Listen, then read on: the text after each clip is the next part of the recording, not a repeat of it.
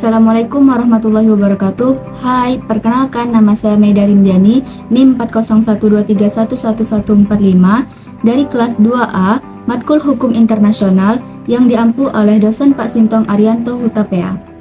Baiklah, di sini saya akan membahas mengenai perbedaan makna, peran, dan tujuan lainnya antara ICC dan ICJ. Yang pertama saya akan membahas mengenai ICC. ICC bisa merujuk pada beberapa hal tergantung pada konteksnya. Baiklah, ICC yang akan saya bahas di sini yaitu International Criminal Court.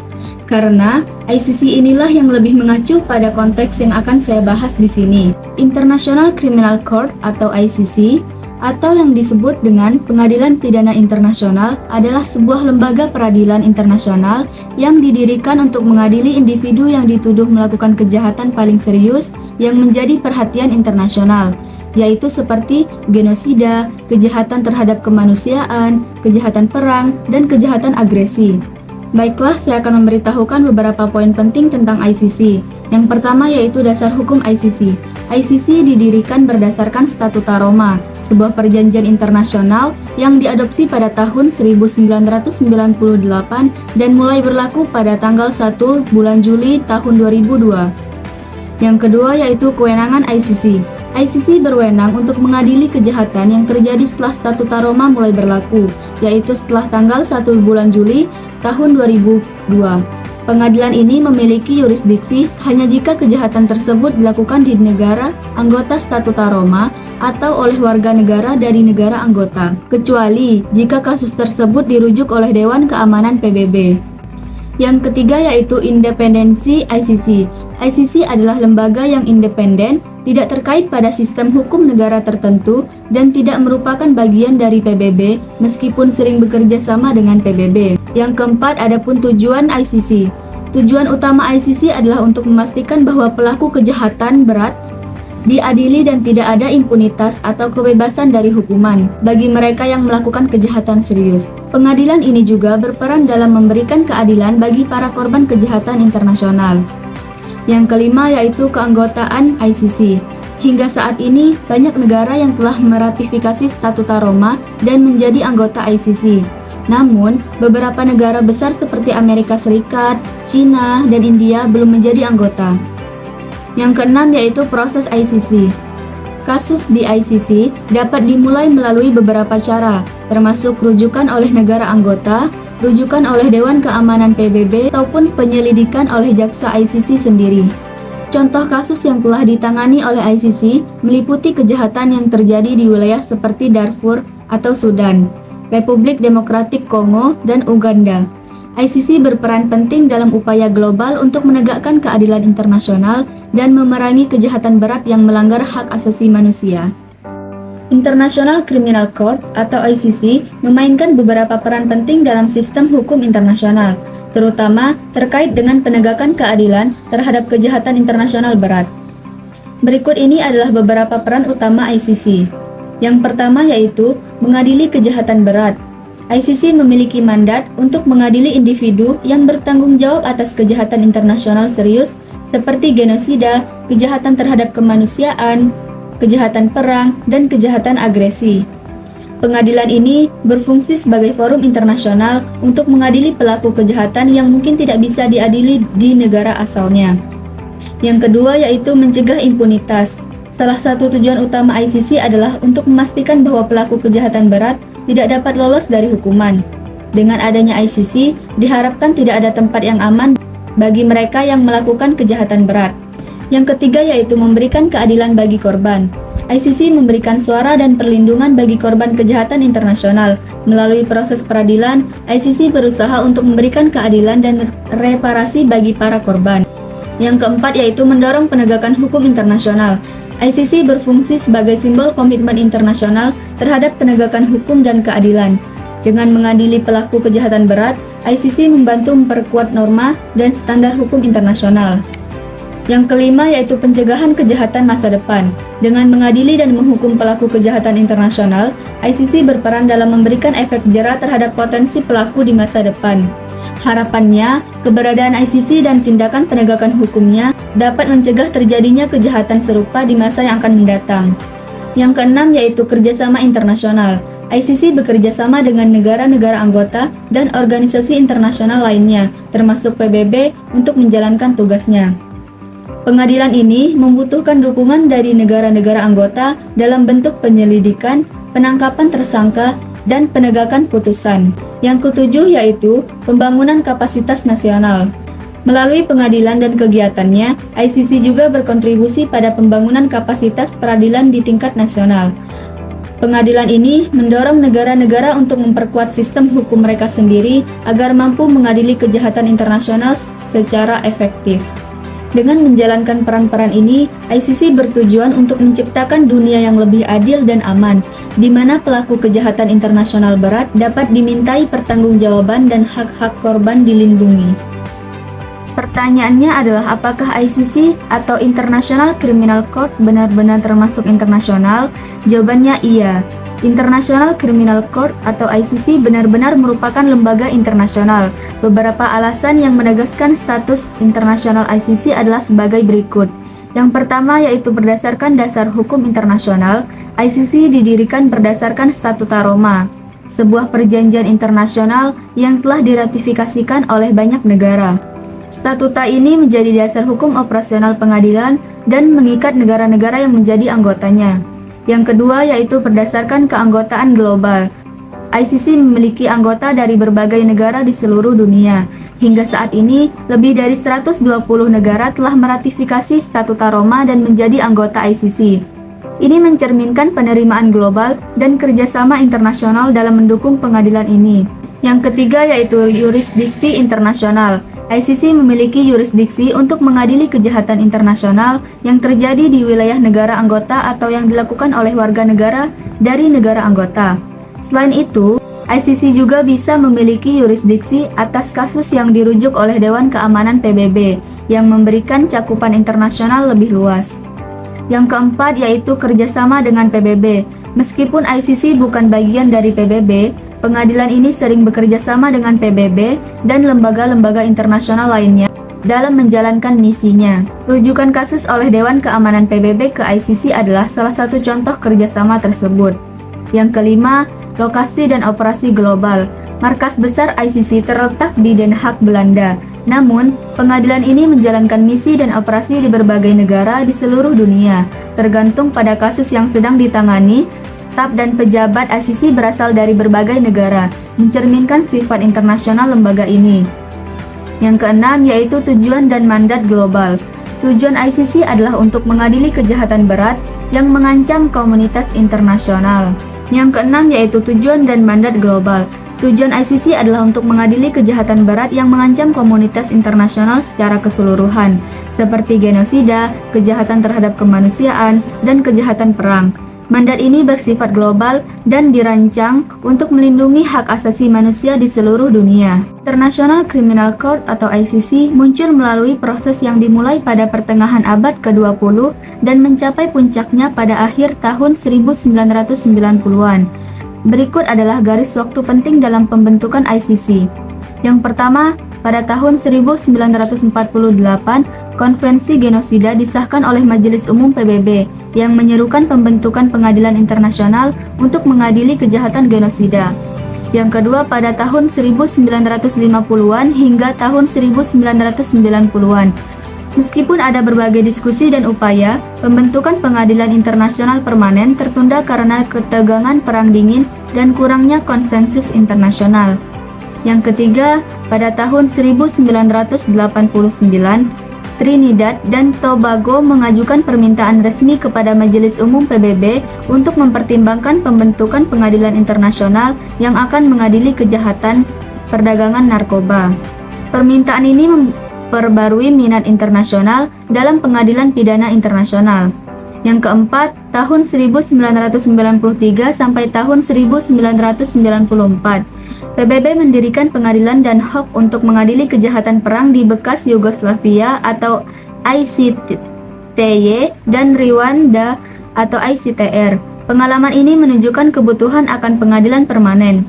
Yang kelima, pada tahun 1998, Statuta Roma, perjanjian yang mendirikan ICC, diadopsi pada tanggal 17 bulan Juli tahun 1998 dalam konferensi diplomatik di Roma, Italia. Statuta ini ditandatangani oleh 120 negara. Yang keenam, tahun 2002, Statuta Roma mulai berlaku pada 1 Juli 2002. Setelah diratifikasi oleh 60 negara, sesuai dengan ketentuan perjanjian, ini menandai secara resmi berdirinya ICC. Yang terakhir, pada tahun 2003, ICC memulai operasinya di Den Haag, Belanda, dan mengadakan sidang pertamanya pada tahun 2006. Sejak didirikan, ICC telah beroperasi sebagai lembaga internasional yang bertujuan untuk mengadili individu yang bertanggung jawab atas kejahatan paling serius yang menjadi perhatian komunitas internasional, termasuk genosida, kejahatan terhadap kemanusiaan, dan kejahatan perang. Selanjutnya, saya akan membahas mengenai International Court of Justice atau ICJ, atau Mahkamah Internasional. Adalah lembaga peradilan utama Perserikatan Bangsa-Bangsa atau PBB. ICJ didirikan untuk menyelesaikan sengketa hukum antara negara-negara dan memberikan opini hukum atas pertanyaan-pertanyaan yang diajukan oleh badan-badan PBB dan lembaga-lembaga khususnya. Berikut adalah beberapa poin utama tentang ICJ. Yang pertama yaitu pendirian. ICJ didirikan pada tahun 1945 oleh Piagam PBB dan mulai beroperasi pada bulan April tahun 1946. ICJ adalah penerus dari Permanent Court of International Justice atau PCIJ yang beroperasi dari tahun 1922 hingga 1946. Yang kedua yaitu markas besar. ICJ berlokasi di Istana Perdamaian di Den Haag, Belanda. Yang ketiga yaitu komposisi. Pengadilan ini terdiri dari 15 hakim yang dipilih oleh Majelis Umum PBB dan Dewan Keamanan PBB. Hakim-hakim ini menjabat selama 9 tahun dan dapat dipilih kembali. Mereka dipilih berdasarkan kualifikasi mereka dalam hukum internasional dan keadilan serta dengan mempertimbangkan representasi geografis yang adil. Yang keempat, fungsi utama. Penyelesaian sengketa. ICJ menangani sengketa hukum yang diajukan oleh negara-negara. Sengketa ini bisa mencakup berbagai isu, termasuk perbatasan, penggunaan sumber daya alam, hak asasi manusia, dan lain-lainnya. Selanjutnya, pemberian opini hukum. ICJ memberikan opini hukum atau pendapat nasihat atas pertanyaan hukum yang diajukan oleh Majelis Umum PBB, Dewan Keamanan PBB, atau lembaga-lembaga khusus lainnya yang berwenang. Yang kelima, yurisdiksi. Yurisdiksi kontensius. ICJ hanya dapat menangani sengketa jika negara-negara yang bersangkutan setuju untuk tunduk pada yurisdiksi pengadilan. Persetujuan ini bisa diberikan secara ad hoc untuk kasus tertentu, melalui perjanjian internasional atau dengan deklarasi tertulis. Yurisdiksi nasihat. ICJ dapat memberikan opini hukum atas permintaan badan-badan PBB yang berwenang. Pendapat nasihat ini tidak mengikat, tetapi memiliki pengaruh hukum dan moral yang signifikan. Yang keenam, keputusan. Keputusan ICJ mengikat bagi pihak-pihak yang bersengketa dan tidak dapat diajukan banding. Namun, tidak ada mekanisme paksaan langsung untuk menegakkan keputusan ICJ, sehingga kepatuhan sering bergantung pada tekanan diplomatik dan reputasi internasional. ICJ memainkan peran penting dalam mempromosikan penyelesaian damai sengketa internasional dan memperkuat hukum internasional. Pengadilan ini merupakan salah satu pilar utama dalam upaya global untuk menjaga perdamaian dan keamanan internasional melalui cara-cara hukum. International Court of Justice atau ICJ memiliki beberapa peran penting dalam sistem hukum internasional. Berikut adalah peran utama ICJ. Yang pertama yaitu penyelesaian sengketa antar negara. Adapun fungsi yudisialnya, ICJ bertugas untuk menyelesaikan sengketa hukum yang diajukan oleh negara-negara. Sengketa ini dapat mencakup berbagai isu seperti perbatasan, pelanggaran perjanjian, hak asasi manusia, dan penggunaan sumber daya alam. Negara-negara yang bersengketa harus setuju untuk tunduk pada yurisdiksi ICJ agar pengadilan dapat mengadili kasus tersebut. Adapun keputusan mengikat. Keputusan ICJ bersifat mengikat bagi negara-negara yang bersengketa dan tidak dapat diajukan banding, meskipun tidak ada mekanisme langsung untuk menegakkan keputusan tersebut. Kepatuhan sering bergantung pada tekanan diplomatik dan reputasi internasional. Yang kedua yaitu pemberian opini hukum. Adapun fungsi konsultatif, ICG memberikan opini hukum atau pendapat nasihat atas pertanyaan hukum yang diajukan oleh badan-badan PBB dan lembaga-lembaga khususnya. Meskipun opini ini tidak mengikat, mereka memiliki pengaruh besar dalam perkembangan hukum internasional dan memberikan panduan bagi PBB dan negara-negara anggota. Adapun opini berotoritas, opini hukum yang diberikan oleh ICG sering digunakan sebagai referensi dalam penyusunan kebijakan internasional, negosiasi perjanjian, dan penyelesaian sengketa. Yang ketiga yaitu memperkuat hukum internasional. Adapun pengembangan hukum internasional, melalui keputusannya, ICG berkontribusi pada perkembangan dan kodifikasi hukum internasional. Kasus-kasus yang diselesaikan oleh ICG seringkali menjadi preseden penting yang mempengaruhi interpretasi dan penerapan hukum internasional. Adapun promosi prinsip hukum, ICG mempromosikan prinsip-prinsip dasar hukum internasional seperti kedaulatan negara, non-intervensi, dan penyelesaian sengketa secara damai. Yang keempat yaitu meningkatkan kepatuhan internasional. Adapun legitimasi dan kepatuhan, dengan memberikan keputusan yang adil dan berbasis hukum, ICG membantu meningkatkan kepatuhan negara-negara terhadap hukum internasional. Keberadaan ICG memberikan mekanisme formal bagi negara-negara untuk menyelesaikan sengketa mereka secara damai daripada melalui konflik bersenjata. Adapun tekanan moral dan diplomatik, meskipun tidak memiliki kekuatan paksaan langsung, keputusan ICG membawa beban moral dan diplomatik yang signifikan. Negara-negara seringkali merasa terdorong untuk mematuhi keputusan ICG untuk menjaga reputasi mereka di komunitas internasional. Yang kelima yaitu edukasi dan informasi. Adapun pendidikan hukum, ICG berperan dalam mendidik komunitas internasional tentang hukum internasional melalui publikasi keputusannya, opini hukum, dan kegiatan lainnya. Ini membantu meningkatkan pemahaman dan penghormatan terhadap hukum internasional di seluruh dunia. Adapun transparansi dan akuntabilitas, dengan menjalankan proses peradilan yang transparan, ICG memastikan bahwa hukum internasional diterapkan secara adil dan akuntabel, meningkatkan kepercayaan pada sistem hukum internasional. Melalui peran-peran ini, ICG berfungsi sebagai pilar utama dalam sistem hukum internasional, membantu menjaga perdamaian dan keamanan global, serta mempromosikan keadilan dan kepatuhan terhadap hukum internasional. Selanjutnya, pertanyaannya adalah apakah ICG benar-benar termasuk internasional? Jawabannya adalah iya. International Court of Justice atau ICG benar-benar merupakan lembaga internasional. Berikut ini adalah beberapa alasan yang menjelaskan status internasional ICG. Yang pertama yaitu pembentukan oleh Perserikatan Bangsa-Bangsa atau PBB. ICG didirikan pada tahun 1945 oleh Piagam PBB, menjadikannya bagian integral dari sistem PBB. Ini menunjukkan bahwa ICG adalah lembaga yang diakui secara internasional dan memiliki legitimasi global. Yang kedua yaitu anggota dan yurisdiksi global.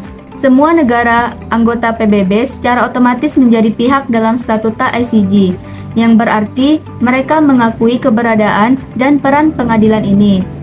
ICG memiliki yurisdiksi untuk menyelesaikan sengketa antar negara dan memberikan opini hukum atas permintaan badan-badan PBB. Yang ketiga yaitu hakim dari berbagai negara. ICG terdiri dari 15 hakim yang dipilih oleh Majelis Umum dan Dewan Keamanan PBB. Hakim-hakim ini berasal dari berbagai negara yang mencerminkan keragaman geografis dan sistem hukum dunia. Pemilihan hakim dilakukan untuk memastikan representasi yang adil dari berbagai sistem hukum utama di dunia. Yang keempat yaitu kedudukan di Den Haag. ICG berlokasi di Istana Perdamaian di Den Haag, Belanda, yang dikenal sebagai pusat hukum internasional. Den Haag adalah tuan rumah bagi banyak lembaga internasional lainnya, memperkuat status internasional kota tersebut dan ICG. Yang kelima yaitu fungsi dan mandat global. ICG memiliki mandat untuk menyelesaikan sengketa yang melibatkan negara-negara dari seluruh dunia dan memberikan opini hukum yang mempengaruhi hukum internasional secara keseluruhan. Keputusan dan opini hukum ICG berpengaruh luas dan sering digunakan sebagai referensi dalam pengembangan hukum internasional. Yang keenam yaitu keputusan mengikat secara internasional. Keputusan ICJ mengikat negara-negara yang bersengketa dan memiliki dampak internasional. Meski tidak ada mekanisme penegakan langsung, kepatuhan terhadap keputusan ICJ sering didorong oleh tekanan diplomatik dan reputasi internasional. Yang ketujuh yaitu pengakuan dan kerjasama internasional. ICJ diakui secara luas oleh komunitas internasional sebagai lembaga yang sah dan penting dalam penyelesaian sengketa internasional. Banyak negara dan organisasi internasional mengakui peran penting ICJ dalam menjaga perdamaian dan keamanan internasional melalui cara hukum. Melalui semua aspek ini, jelas bahwa ICJ adalah lembaga internasional yang diakui secara luas dan memainkan peran penting dalam sistem hukum internasional. International Court of Justice atau ICJ atau Mahkamah Internasional muncul melalui proses yang berkaitan erat dengan pembentukan Perserikatan Bangsa-Bangsa atau PBB setelah Perang Dunia Kedua. Berikut adalah garis waktu utama yang menandai kemunculan ICJ. Yang pertama, terjadi pada tahun 1945, pembentukan oleh Piagam PBB. ICJ didirikan sebagai bagian dari Piagam PBB yang diadopsi pada Konferensi San Francisco pada 26 Juni tahun 1945. Piagam ini mulai berlaku pada 24 Oktober tahun 1945, tanggal yang juga menandai pembentukan resmi PBB. ICJ menggantikan Permanent Court of International Justice atau PCIJ yang telah beroperasi sejak tahun 1922 tetapi dihentikan selama Perang Dunia Kedua. Yang kedua yaitu tahun 1946. Awal operasional, ICJ mulai beroperasi secara resmi pada 18 April 1946. Ini menandai transisi resmi dari PCIJ ke ICJ sebagai badan peradilan utama PBB. ICJ didirikan dengan tujuan untuk menyelesaikan sengketa internasional secara damai dan memberikan opini hukum atas pertanyaan-pertanyaan yang diajukan oleh badan-badan PBB dan organisasi internasional lainnya. Sebagai lembaga peradilan tertinggi dalam sistem hukum internasional, ICJ memiliki peran penting dalam menjaga perdamaian dan keamanan internasional melalui cara-cara hukum. Baiklah, ini saja yang dapat saya jelaskan dari materi tersebut. Apabila ada kata yang salah, saya minta maaf. Saya akhiri, wassalamualaikum warahmatullahi wabarakatuh. Bye.